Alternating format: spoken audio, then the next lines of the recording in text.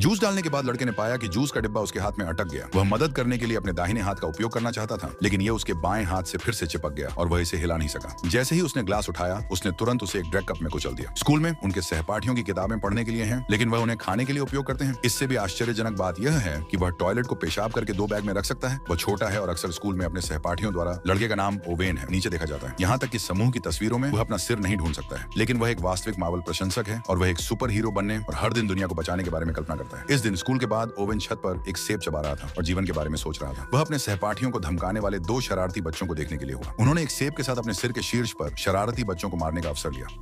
Oven, जिसे खोजा गया था, भाग गया और 2 शरारती बच्चों ने उसका पीछा किया। ओवेन ने एक बगीचे में छिपने का अवसर लिया, लेकिन एक चींटी चुपके से उसकी गर्दन पर चढ़ गई और उसे काटने के लिए एक अच्छी स्थिति पाई। ओवेन की आंखों में अंधेरा छा गया और वह बेहोश हो गया। जब वह उठा तो पहले से ही रात थी। वह एक टकटकी में घर लौट आया, बिस्तर पर चढ़ गया और सो गया। उसे पता नहीं था कि चींटी के जीन धीरे धीरे ओवेन की कोशिकाओं को खा रहे थे। ओवेन अचानक आधी रात को उठा और रेफ्रिजरेटर में केक और मिठाई निकाली और भयानक भोजन किया। अगले दिन जब वह उठा तो कमरा पहले से ही गड़बड़ था। नाश्ते के समय कुछ और भी विचित्र हुआ।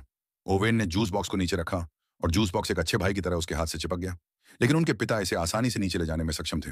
जिस तरह वह कांच लेने वाला था, उसी तरह गिलास को एक पल में कुचल दिया गया। हैरान पिता ने उसे बताया कि वह भविष्य में केवल बो द्वारा उत्पादित ग्लास का चयन करेगा। यह देखकर कि कक्षा का समय समाप्त होने वाला था, ओवेन जल्दी से स्कूल चला गया और कक्षा का दरवाजा खोलने वाला था। उसके बगल में सहपाठी उलझन में था।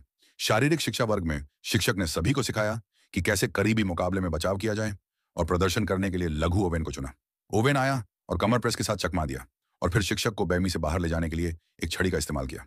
ओवेन के दोस्त सभी हैरान थे। ये देखकर कि चीजें ठीक नहीं चल रही थीं, ओवेन भाग गया।